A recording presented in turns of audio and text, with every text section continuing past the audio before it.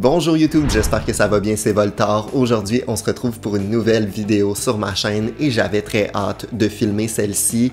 Je vous parle de ma critique du film de Mario Bros.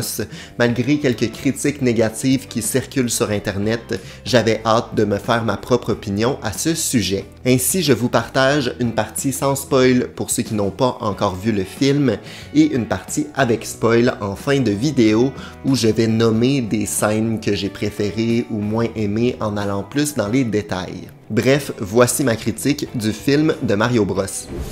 Je ne suis pas entièrement en désaccord avec les critiques qui disent que le film est plus ou moins intéressant. Je m'explique.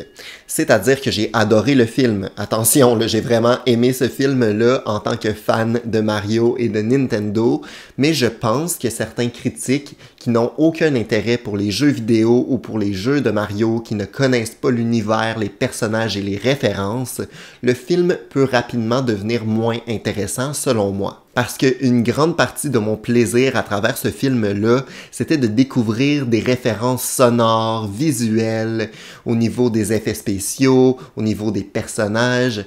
Donc, quelqu'un qui connaît aucunement l'univers de Mario va avoir peut-être de la difficulté à embarquer dans le film. Je crois plutôt que le scénario était correct. Je veux dire, c'était quand même quelque chose qui se basait sur un jeu vidéo où une princesse se fait enlever. Donc, il y avait quand même de l'intérêt à développer un certain scénario autour de ça sans le rendre trop compliqué et je pense que c'est tâche accomplie. Il faut pas nécessairement un scénario vraiment complexe, des rebondissements, des retournements de situation dans un film pour enfants qui s'adresse vraiment à la famille finalement. Donc j'ai trouvé que c'était correct et que ça faisait un bon film d'animation. Les gens avec qui je suis allé voir ce film-là l'ont comparé à des anciens films d'animation qu'on a adorés, genre Toy Story, Shrek, des choses qui sont devenues des classiques par le fait que ça soit des films d'animation à grand public, mais avec une touche d'originalité, un univers qui nous surprend finalement. Donc c'est vraiment ça, la clé de ce film-là, qui selon moi va devenir un nouveau classique. Comme je l'ai mentionné, j'ai adoré trouver toutes les références cachées et selon moi, j'en ai manqué des tonnes. Mais c'était vraiment une belle découverte. Surtout au niveau musical, je trouve que c'est une réussite.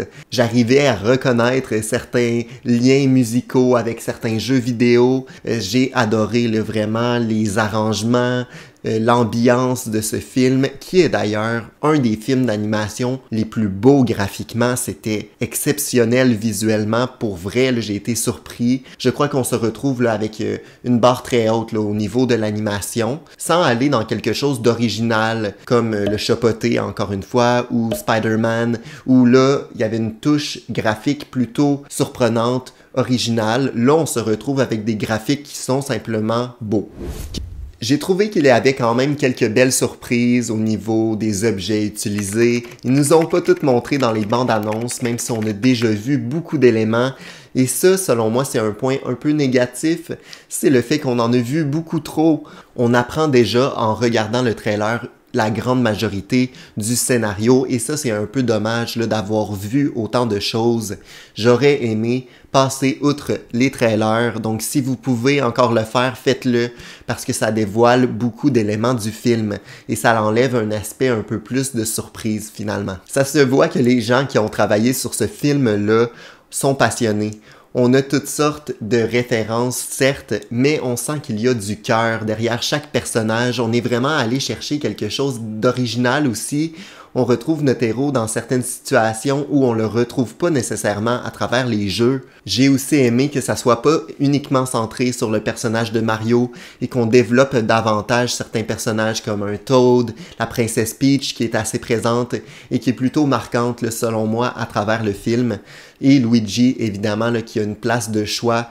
J'ai adoré la dynamique entre les personnages et j'ai adoré aussi mon expérience en salle parce que je sais pas si c'était parce que c'était la première journée, mais la salle dans laquelle on s'est retrouvés, C'était très varié. C'était vraiment 40 ans d'histoire de gens qui adorent la licence de Mario et qui se retrouvent au cinéma ensemble. Et c'était beau à voir les réactions autant des enfants que des adultes. Et je crois que c'est là la beauté du film, c'est que tout le monde peut apprécier et on retrouve certaines séquences avec de l'humour un peu noir, un peu sombre et c'est drôle. Pour n'importe qui finalement, j'ai vraiment adoré mon expérience. J'ai mentionné plutôt que j'appréciais bien les musiques dans le film.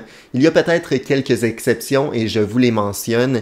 C'est les séquences où il y a des musiques un peu plus connues qui sortent de l'univers de Mario, des musiques un peu plus pop, rock, bref, des classiques là, qui sont mis dans le film. C'est des chansons qu'on est habitué d'entendre. Ça faisait bizarre là, de se retrouver avec une chanson comme ça dans un film de Mario. C'est peut-être juste moi que ça l'a choqué, honnêtement, mais c'est quelque chose que j'ai un peu moins apprécié.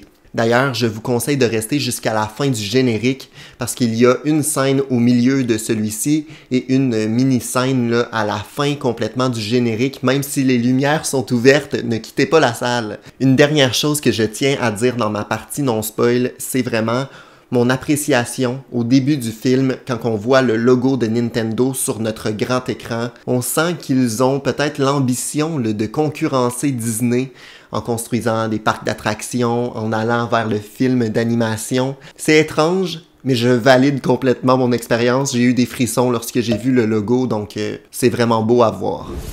Nous passons maintenant à la partie avec des spoils. Donc, si vous avez vu le film, tant mieux, vous pouvez rester. Si vous êtes curieux, vous pouvez rester. Si vous voulez aller voir le film sans vous faire spoiler, vous pouvez quitter la vidéo et revenir après avoir vu Super Mario Bros au cinéma. Donc, par où commencer au niveau des spoils? Je me suis mis des points positifs et encore une fois négatifs. Il y a une scène en particulier qui m'a un peu troublé. C'est la scène où Bowser se met à chanter. Honnêtement, j'ai rien compris de qu'est-ce que cette scène-là faisait dans le film. C'était drôle, un peu malaisant. Je pense que c'était un peu trop cringe pour moi. J'ai été malaisé à ce moment-là, mais c'est le seul bout dans le film que j'ai trouvé un humour un peu trop lourd, finalement. Le reste du temps, je trouve que les gags étaient bien dosés. C'était pas trop lourd à regarder au niveau de l'humour. C'était même très drôle. Je crois que c'est un des films que j'ai visionné là, qui m'a fait le plus rire au cinéma. Donc j'apprécie bien l'effort qui a été mis et le bon dosage. À part la scène de chant là, avec Bowser qui était, selon moi, un peu de trop. Là. Toute la séquence à Brooklyn avec Mario et Luigi, leur famille, c'était quand même intéressant. Mais je trouve que toute la séquence où ceux-ci vont dans la maison du riche, il y a un chien, j'ai trouvé que c'était vraiment film d'animation classique. Je voyais pas le lien là, avec Mario. J'avais de la difficulté à comprendre cette scène-là qui est quand même assez longue. Qu'est-ce qu'elle a apporté au film? Donc, s'il y a quelque chose d'un peu négatif à nommer, c'est peut-être un peu trop long là, avant que Mario et Luigi se rendent dans le royaume champignon. Mais une fois qu'ils sont dans ce royaume-là, on a une découverte incroyable du royaume champignon et on embarque vraiment dans l'action du film. Et ça, j'ai apprécié à partir de ce moment-là plus précisément. J'ai aussi vraiment apprécié tous les caméos de personnages qu'on retrouve à travers le film, des personnages qu'on savait pas qui allaient être présents et qui sont dans le film. Donc on parle par exemple de Dixie Kong, Diddy Kong, on voit le roi Boo, le roi Bobomb. C'est vraiment des personnages que je m'attendais pas à voir et qui sont présents, donc c'était vraiment une belle découverte pour moi, une belle surprise. Certains pouvoirs aussi un peu originaux que les personnages utilisent. C'était quand même beau de voir certains costumes, certains pouvoirs qu'on n'avait pas teasés à travers les trailers, donc c'était vraiment un point positif. Par exemple, le petit champignon aussi, là, qui était plutôt un bel ajout, je trouve. D'ailleurs, j'ai apprécié l'originalité de certaines scènes, de certains environnements qu'on n'a pas nécessairement vus à travers l'univers de Mario précédemment. Par exemple, l'espèce de grand champ de fleurs de feu qui était hyper impressionnant. On l'a vu dans le trailer, je crois, mais c'était vraiment une belle scène visuellement. On a aussi un monde un peu dans les nuages, avec des montagnes, avec des trous qu'on n'a pas nécessairement vu à travers les jeux Mario. Donc, c'était comme une certaine originalité.